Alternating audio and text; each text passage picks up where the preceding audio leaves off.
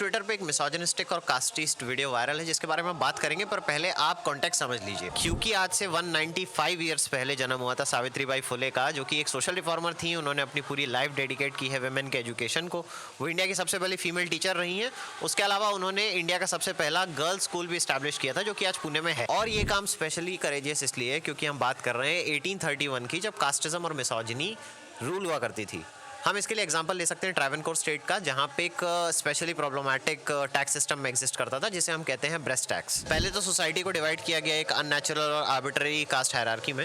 फिर जिन्हें lower caste consider किया, उनके ऊपर ये रूल अप्लाई किया गया कि वो अपना अपर बॉडी कवर नहीं कर सकती हैं, और अगर उन्हें अपर बॉडी कवर करनी है तो उन्हें पहले ब्रेस्ट टैक्स पे करना पड़ेगा।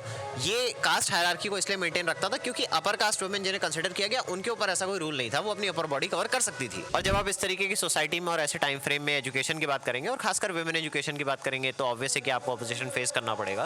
बात करें सावित्रीबाई फुले की, तो उनको 2 सेट ऑफ साड़ीज कैरी करनी पड़ती थी, क्योंकि जब वो पढ़ाने के लिए जाती थी तो बीच रास्ते में लोग उनके ऊपर मिट्टी फेंकते थे, पत्थर फेंकते थे, गोबर फेंकते थे, ये सोच के कि वो काम करना बंद कर देंगी। लेकिन मैं यहाँ पे आपको कोई हिस्ट्री लेसन देने के लिए नहीं आया हूँ, क्योंकि जरूरत हमें हिस्ट्री लेसन की नहीं है। हमें ये सोचने की है कि हमने पिछले 200 साल के अराउंड में कितना प्रोग्रेस किया है और कितना प्रोग्रेस करना हमारे लिए बाकी है, क्योंकि आज भी पब्लिक स्पेसेस में लोग इस तरीके की बातें कह रहे हैं।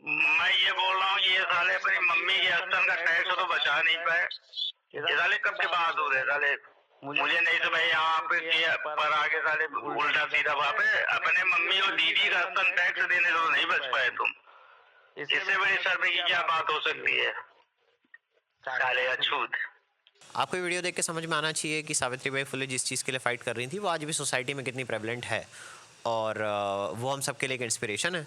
तो हैप्पी सावित्रीबाई फुले जयंती।